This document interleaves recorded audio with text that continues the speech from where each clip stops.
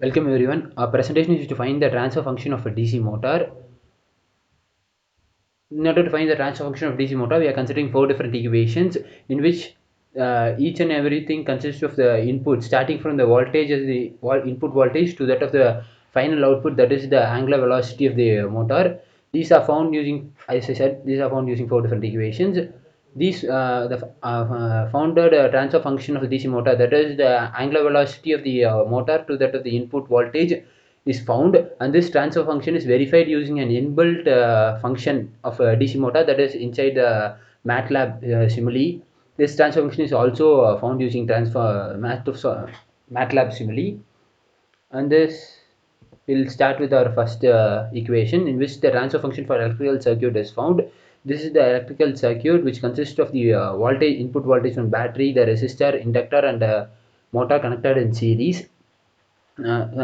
Using Kirchhoff's voltage law, the voltage across the closed loop is considered as zero. Therefore, the voltage drop across the resistor plus the voltage drop across the inductor plus the voltage drop across the motor is equals to the input voltage. This is the first equation. As we know, the voltage drop across R is I into R, and the voltage drop across L is L into di by dt.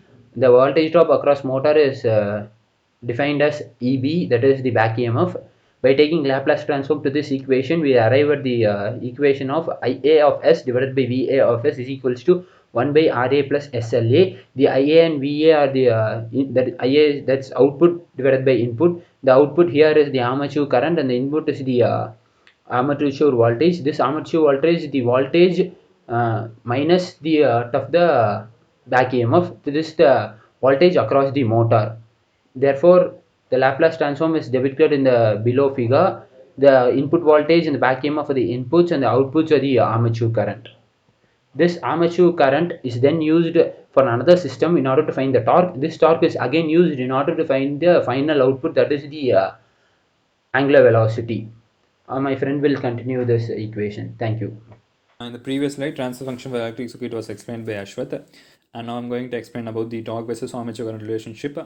Basically, for a DC motor, the torque is directly proportional to the armature current and the flux.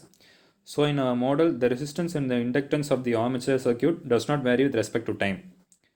So the flux of the motor will be constant, and therefore the torque is directly proportional to the armature current. As we can see in the slide that T directly proportional to Ia, and in the next step T is equal to Kt into Ia, where Kt is the motor torque constant.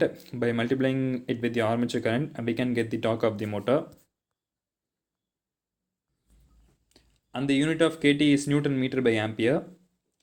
So for taking the transfer function, the input is the armature current and the output is the torque of the motor.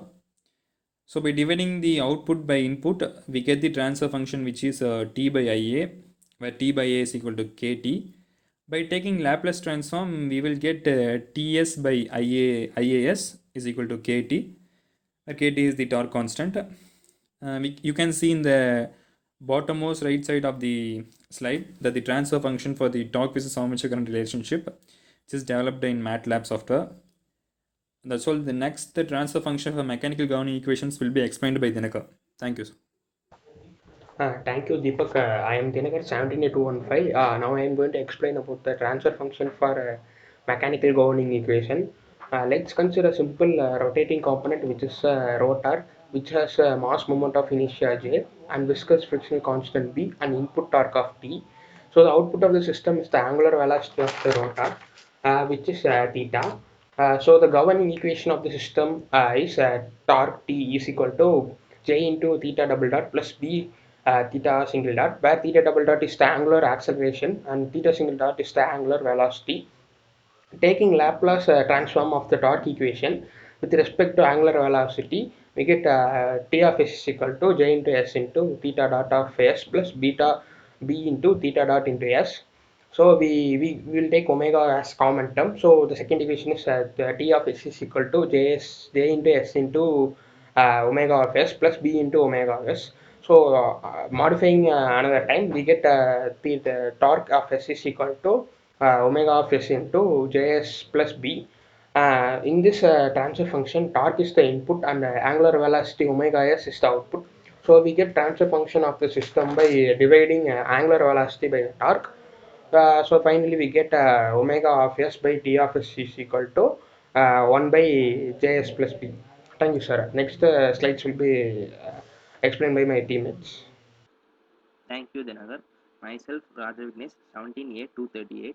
I am going to present about the relationship between back EMF and angular velocity. First, back EMF. Back EMF is generated when a DC motor rotates under action of driving torque. The conductors move through the magnetic field and hence EMF induce the direction of this EMF opposed to the applied voltage. And then the angular velocity generally refers to the object rotates or revolves relative to another point. That is how fast the angular position of or orientation of an object changes with the time. Generally, there are two types of angular velocity: orbital angular velocity and spin angular velocity. Then now we can see the relationship between back EMF and angular velocity. The back EMF is represented as a variable EMF that opposes the one driving the motor. Back EMF is zero when the motor is not turning, and it increases the proportionally to the motor's angular velocity. It is proportional to the motor's angular velocity, and this relation is given as Eb is equal to Kb into omega, and here Eb is a back EMF, it is considered as output, and omega is considered as an input. Therefore, the transfer function of the equation is given as Eb by omega is equal to Kb, where Kb is the back EMF constant. In the graph, you can see since it is directly proportional, the graph is linear, and the further slides will be presented by Kritik. Thank you, Raja Vignesh. My name is Kritik, 17A228. Now I'm going to explain the combining or summing up of the various transfer function to get the resultant transfer function of our system. We are supplying step input as an input voltage for our DC motor.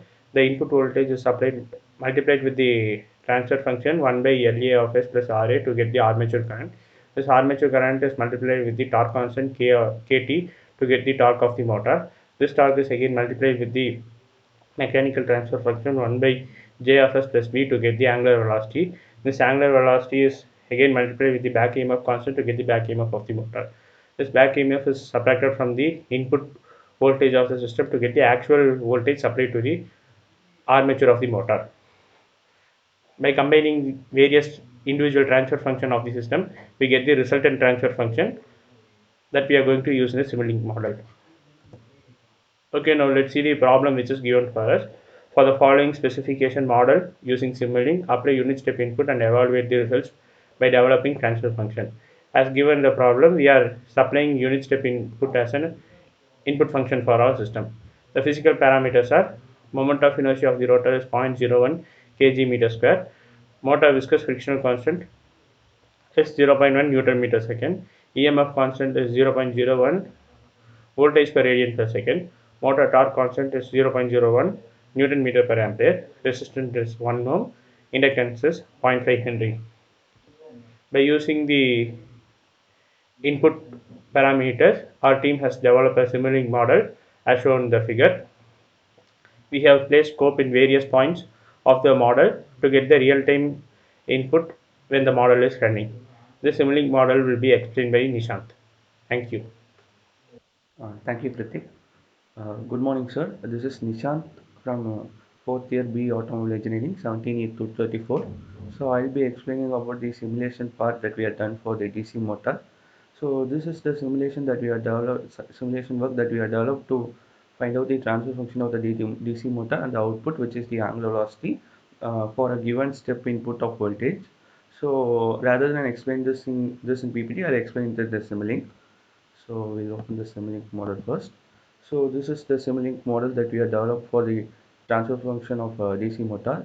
So here the step input is given as a step input is given for the voltage, and the armature voltage is obtained from subtracting the back EMF from the step input voltage. So from by giving the armature current to the circuit which has the resistor and the inductor, we get the armature current based upon this parameter is the transfer function of the circuit, from which the armature current is taken as the output. The armature current is multiplied with the motor torque constant. Since armature current is torque is directly proportional to armature current. We get the by multiplying torque motor constant and armature current, we'll get the torque of the motor. And from the torque of the motor, we are giving the torque of the motor as the input to the mechanical system. Um, Transfer function of the mechanical system, from which we'll get the angular velocity as the output, which is will be in radians per second. We also derive the angular velocity with respect to RPM by a simple calculation, and the EMF of the voltage should be reduced from the input voltage. So we have to determine the EMF, back EMF of the motor, by multiplying the angular velocity with the back EMF constant. We get the back EMF signal, which is subtracted from the input voltage to get the armature voltage. By subtracting the back EMF signal, we are closing the transfer function circuit. So first we'll run the model to see the outputs. So first we'll see the input that is given. So the input is a step input, which will be 1 from the for the total time period. The model is run for 10 seconds, and next we'll see the armature current. The armature current increases steadily, and at a point 3, it reaches a constant value, which is around 1 ampere.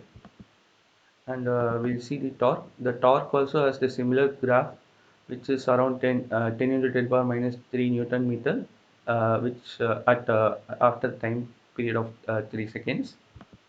So the next we'll see the output of the transfer function, which is the angular velocity, which is in radians per second and RPM.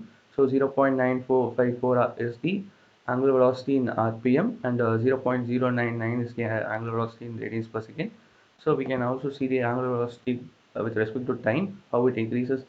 Similar to the current and torque, it increases from 0 to 3 seconds, and remains almost constant after the third second. So here the value is around 0.1, which is also shown in the display. So by uh, multiplying the back EMF constant, we are getting the back EMF signal, which is subtracted the input voltage. So we also check the back EMF voltage, which also has a similar curve. So next we'll see the resultant transfer function for the model. So first we'll go. We are given the step input as the input and the angular velocity as the output. So we go to model linearization. So here we'll select the result here, and step input is given as input. So based upon the step input, we can see the output result in the result here. So here the result is in state space variables. So we'll derive the result in transfer function. Therefore, the resultant transfer function for the complete DC motor is given by 2 by s square plus 12s plus 20.02. This is the resultant transfer function of the DC motor.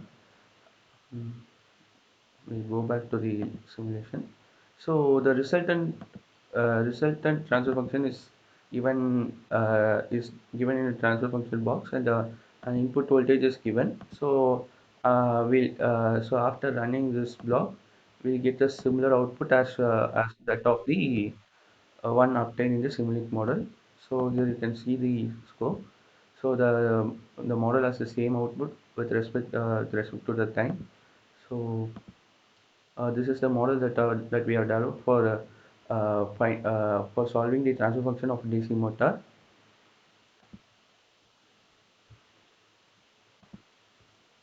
So this is the output of the transfer function, which is the angular velocity.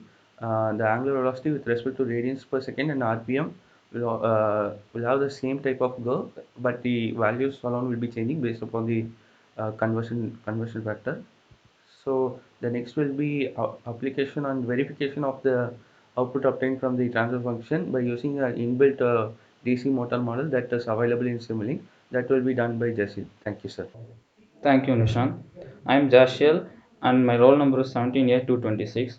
Now we have solved the problem by developing a transfer function and simulating it with respect to the Simulink software. Now we are about to verify the same problem by using the default DC motor model, which is available in Simulink. The blue color links which are given in this diagram are the electrical circuit, and the green ones are the mechanical part. Now the input step voltage is given to the voltage control unit, which is connected in series with the motor, and an ammeter is connected to the motor. This is the scope which gives the graph, and we have the output current which is displayed here. F of x is equal to 0 is the solver function. The rotor of the armature is connected to the rotating sensor, which gives output as angular velocity and angular position. This angular velocity is given in radians per second, and in order to convert it to RPM, 30 by pi gain is provided here. Again, in angular position, it is also determined in radius. In order to convert it to degrees, we are multiplying it by 180 by pi. Again, of 180 by pi is given. This gives the scope, which is the graph of the particular angular velocity. Now, the input parameters are fed in this module from the questions, where armature resistance is 1 ohms, armature inductance is 0.5, and torque constant is 0.01, rotor inertia is 0.01, and rotor damping is 0.1 Newton per radian per seconds, and initial rotor speed is equal to 0 RPMs. Now we will simulate it with respect to Simulink. Now we have the model opened in Simulink. Now we will run this, and we get the output. This by clicking on the scope, we will get the graph for the angular velocity. Yes, this angular velocity which we have obtained is similar to that of the angular velocity that we obtained when while solving the problem by developing a transfer function.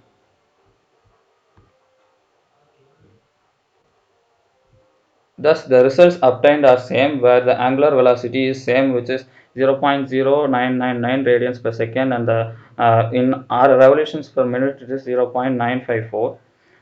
Thus, the problem which we have done is verified with respect to the default model in the Simulink, and it is correct. Thank you.